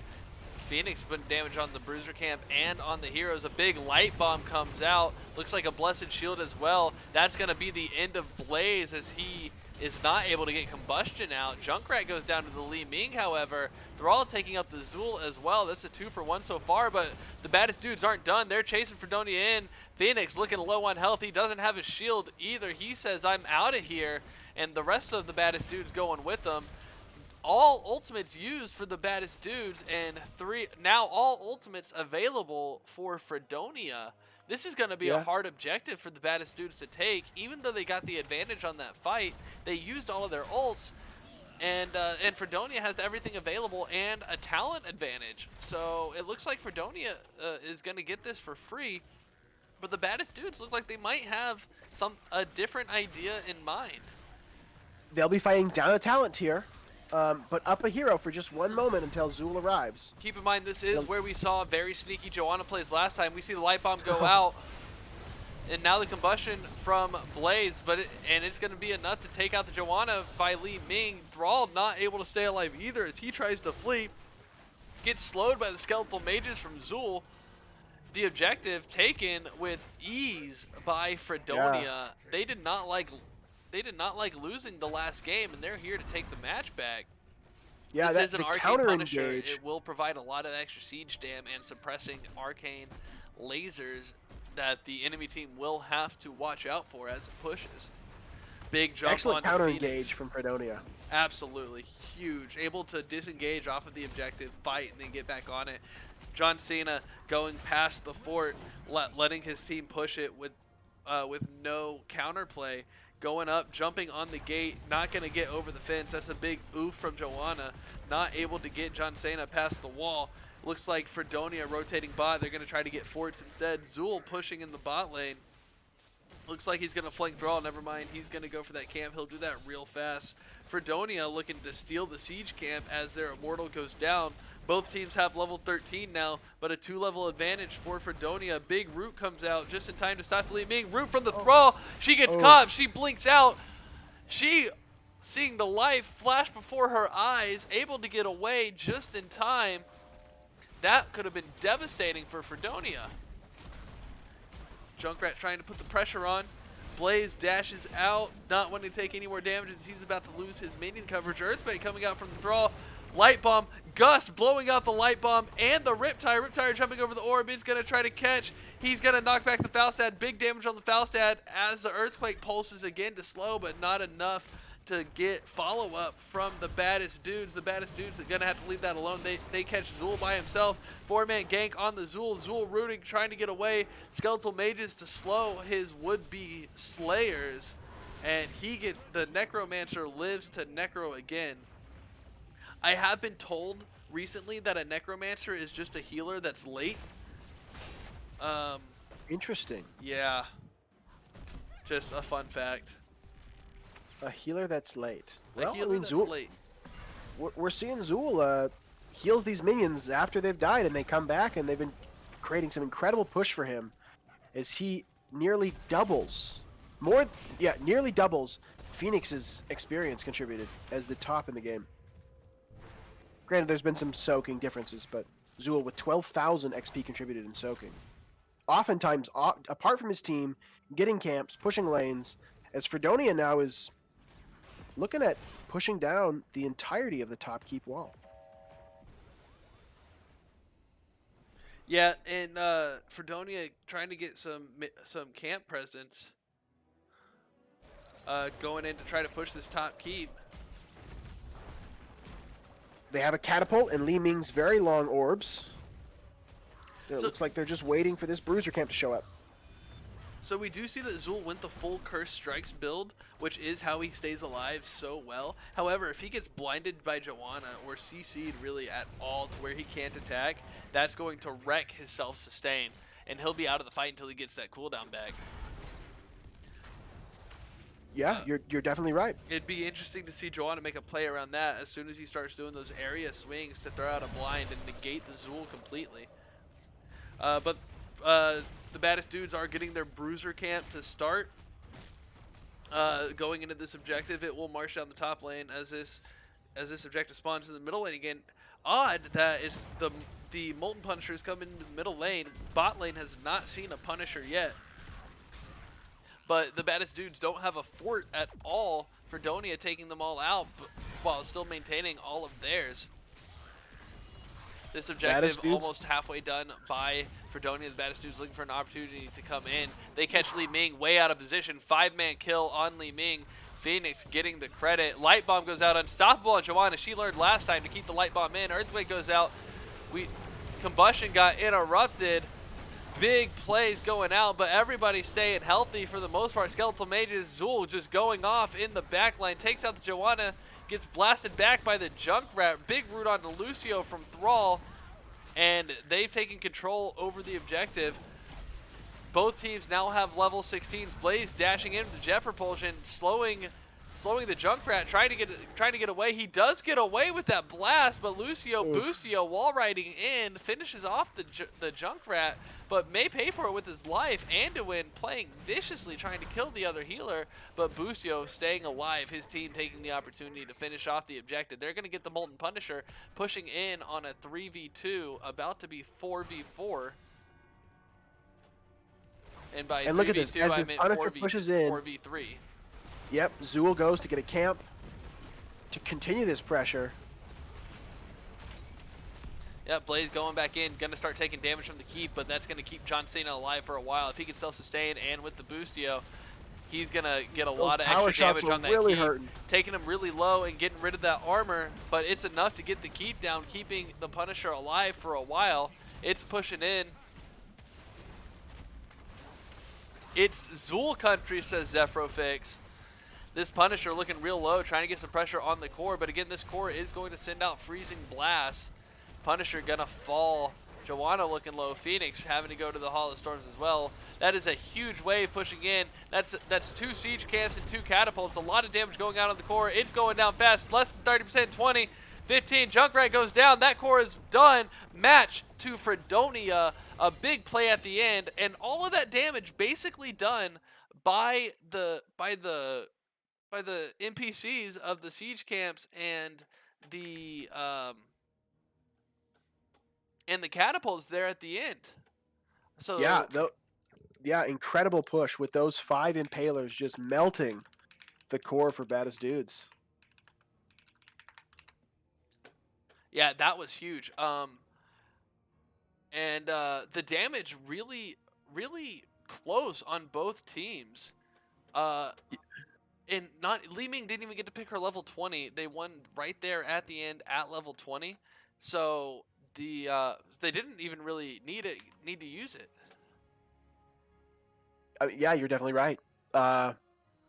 Zul showing why he is so often banned.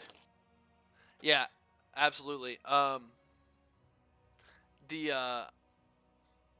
Just going off, and even though they had the Joanna and the Junkrat to disrupt, it wasn't enough to stop Zul. I will see you in lobby 1 with Xeon Zach, the captain of the other team. Sounds good. All right, so we have the captain, Xeon Zach, here with us in Discord. Stoic will be here in just a moment. What an incredible match. Why, thank you. How my heart's still kind of pumping. Your heart's still pumping. Mine too. Was that intense? Did that feel intense? Yeah. Well, it didn't feel intense to actually, win the match, but just the thought of us winning a game for once. Because when we competed in Heroes Lounge, with the same exact team comp minus Duke, we struggled to win any map in the entire series. We were very terrible at taking forts. We had no lane pressure whatsoever. We were good at team fights and we could capitalize on them. I don't know if you saw our game last week, but with the Anduin Light Bomb with the Johanna Falling Sword combo, is pretty much how we can secure kills, but we never got any pressure off that. And I think this week we just swapped to a more wave clear heavy approach, and we just tried to push as hard as we can, and it really turned out in our favor. It did. It went really well. Li Ming being a very strong presence, and Boostio as well, keeping the team alive in a lot of those situations. It looked like, And I hate to say it, brother, but it looked like you were struggling with the Blaze there, at least early on. Obviously, it worked out for y'all in the end, but did you feel like Blaze was getting kind of shut down on the whole?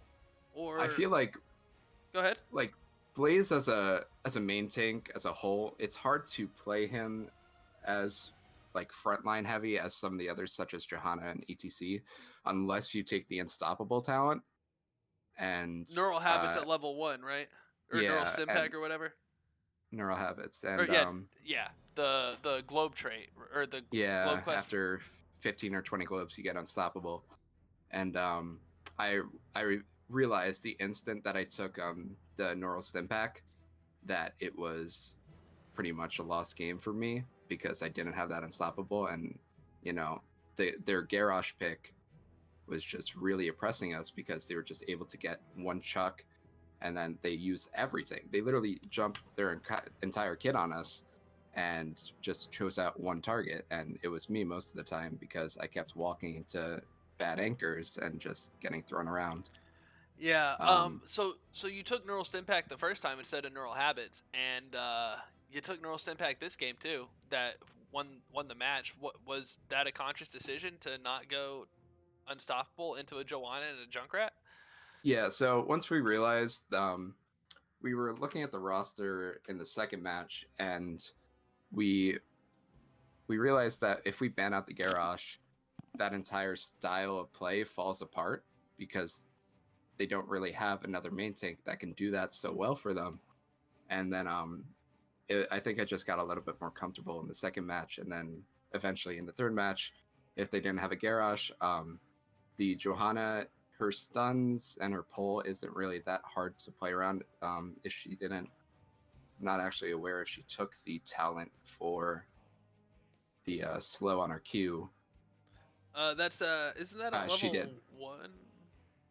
Level 7 subdue. Okay, yeah. Getting 2 or more slows for 80%. But I was getting blown up a lot in that last match, but I was able to actually get in and use some of my kit before getting blown up.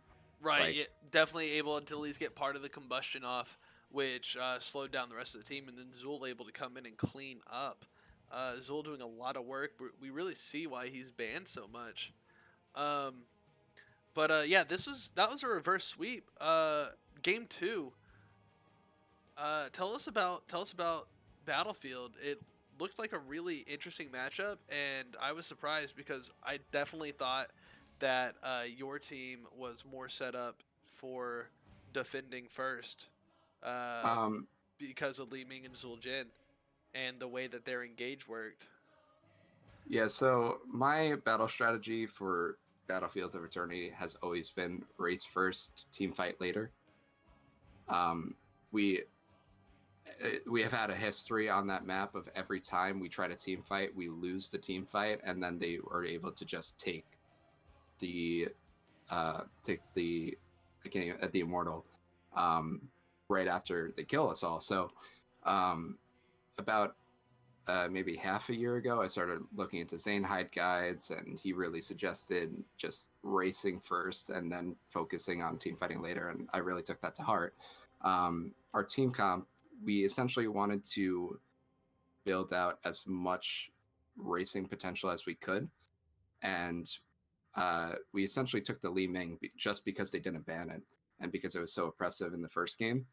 And then in that second game, the Duke Lucas's Li Ming was so strong, and we were really able to apply pressure to them while also having racing potential between the Blaze with the auto attack stim, the Zul'jin, the Malthael, and just really going to town.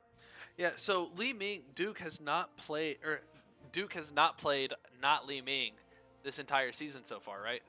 Yeah, it's been pretty funny to us that they thought the Zul'jin was a bigger threat than Li Ming, being that we were kind of flaming our teammate Korsakov for not getting the Zul'jin stacks until very late game. Yeah. Well, that's hard, in especially, other matches. And that's another reason why I expected you to defend first is with the Zul'jin. I was talking to Stoic about it. Anytime that Zul'jin's not attacking a hero, he's not getting stronger. And so an attack on an immortal when heroes are still alive is to me a wasted attack for him. And so if you're defending first, he can go off on heroes building up, and then when they're dead, go for the objective. Yeah, that's a very good observation, and I think we should probably play more into that the next time we pixel Yeah. Jin. Well, But I think, and I just think, yeah, with that comp, but when you're going for a attack first strategy, a racing strategy, I mean, if that's what you're going for, that's what you're going for, obviously. The Li Ming did confuse me a little bit. That's something else we were talking about. There, an interesting build for her, hybrided between globes and or between orbs and teleport. yeah, so essentially Duke, we got him into, he's we're a college team and he's my roommate, and we pretty much convinced him to swap over to Heroes of the Storm from League of Legends. Yeah. And Good work.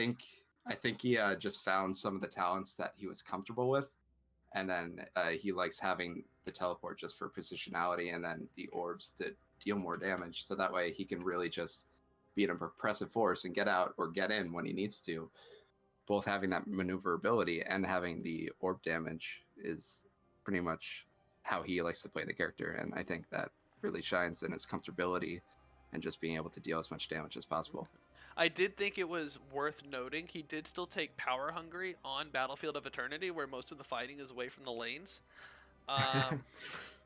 And I don't know if there's if it's now granted they generally start top and bottom, so you can grab a globe and start fighting and you can be positioned for it, but I feel like it's really hard to maintain Power Hungry during Battlefield of Eternity.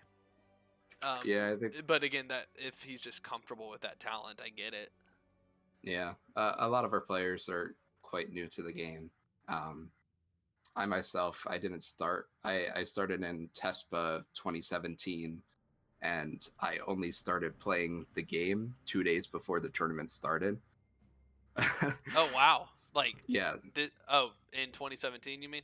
yeah, 2 days Okay. before the TESPA tournament started. So my entire learning process with this game hasn't been quick match, hasn't been Storm League, hasn't been unranked draft. It has been playing these tournaments nonstop.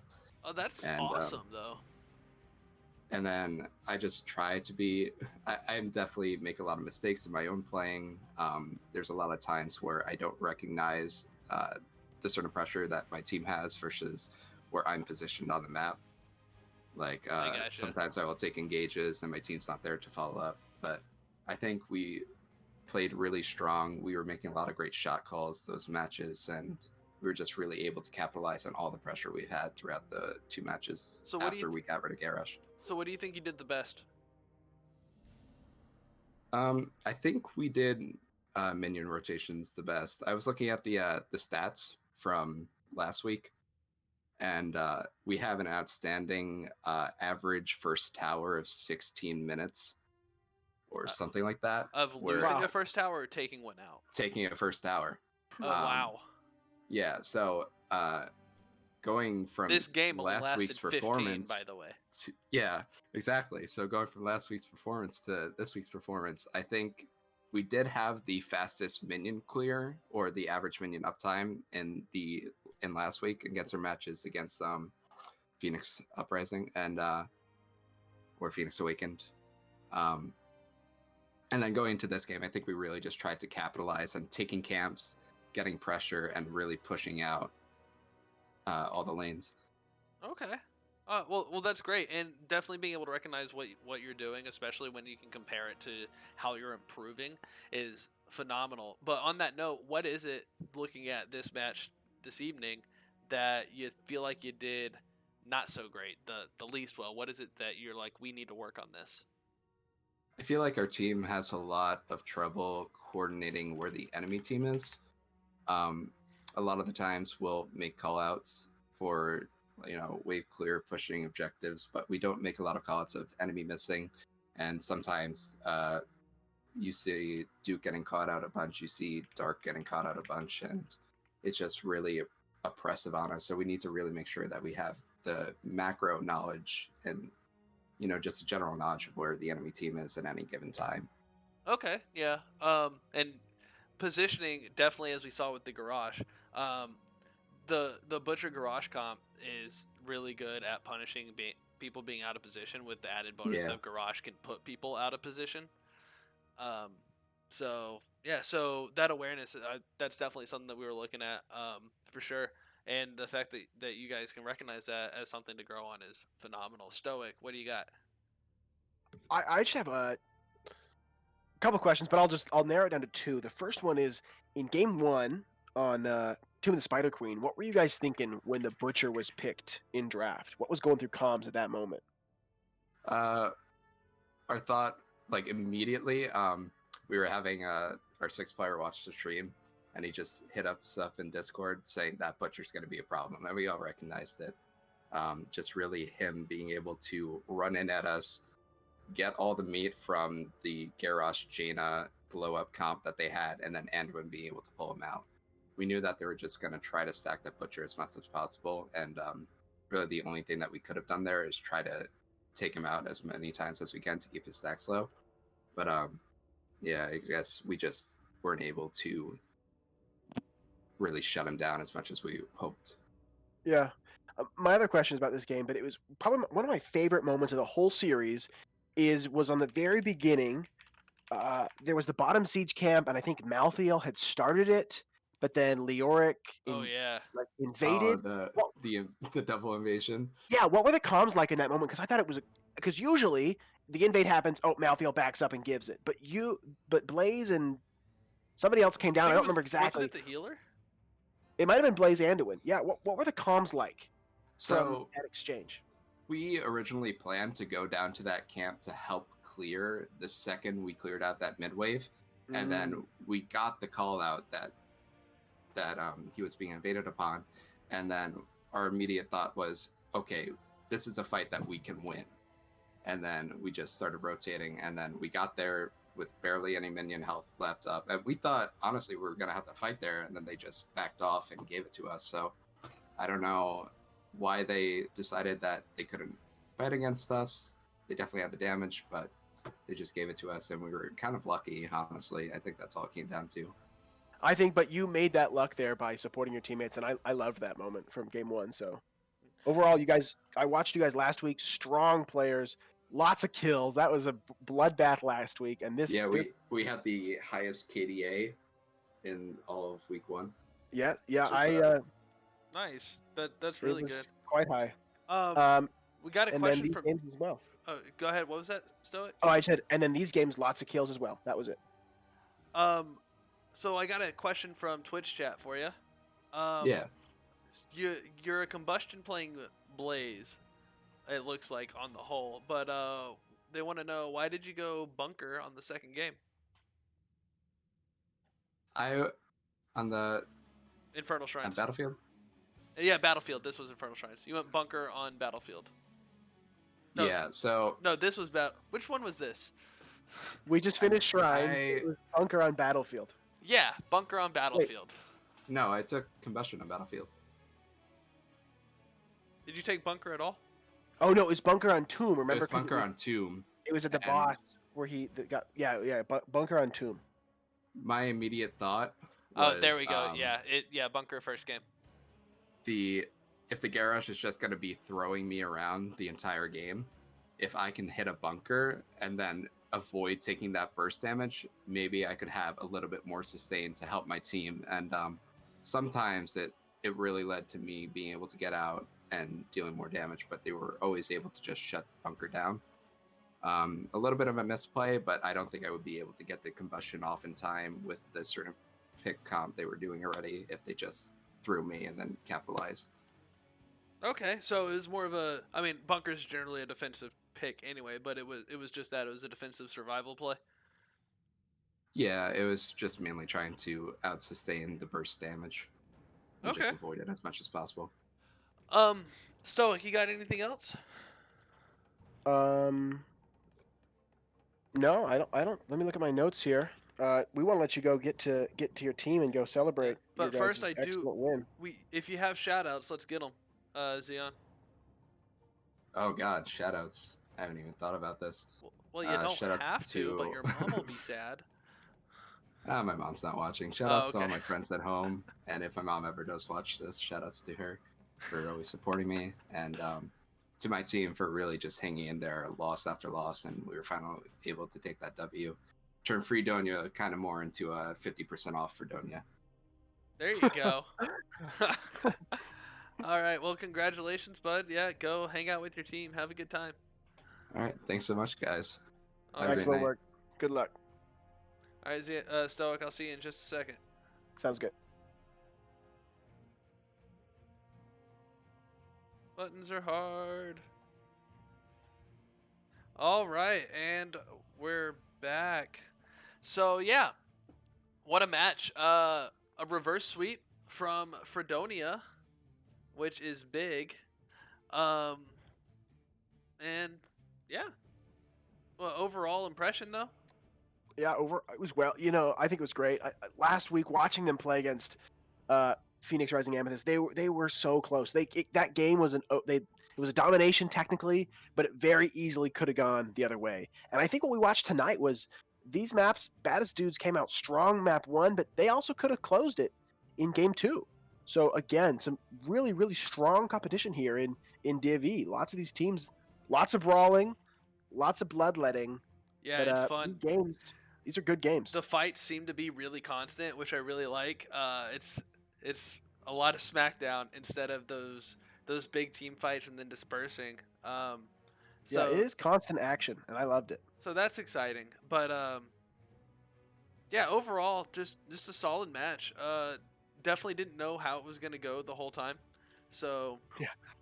I'm glad it worked out for Freedonia. I'd like to see the Baddest Dudes keep improving, especially being down in EDiv now.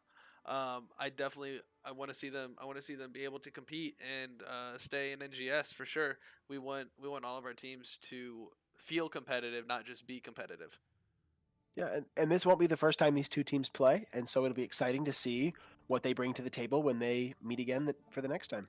Yeah. So before we go, you're practicing tomorrow, right? Or you're playing tomorrow? You're something tomorrow? Yeah, I practice tomorrow from 8 to 10. Go Kael'thas can't spell.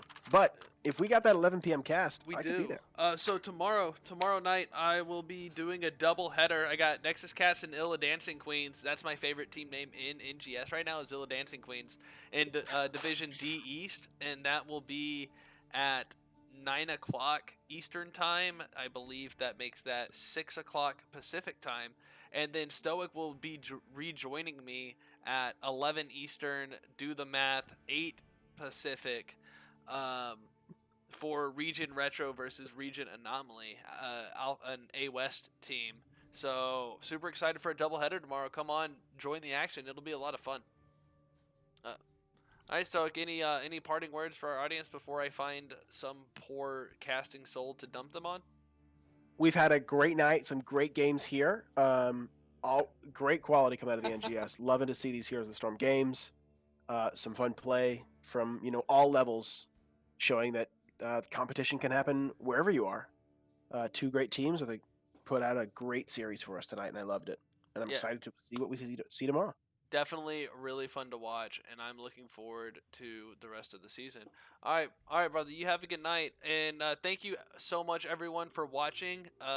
There is definitely a caster review form that is being put in chat every so often. Please fill it out to help us keep doing the things that we're doing well and to improve on the things that we could do better.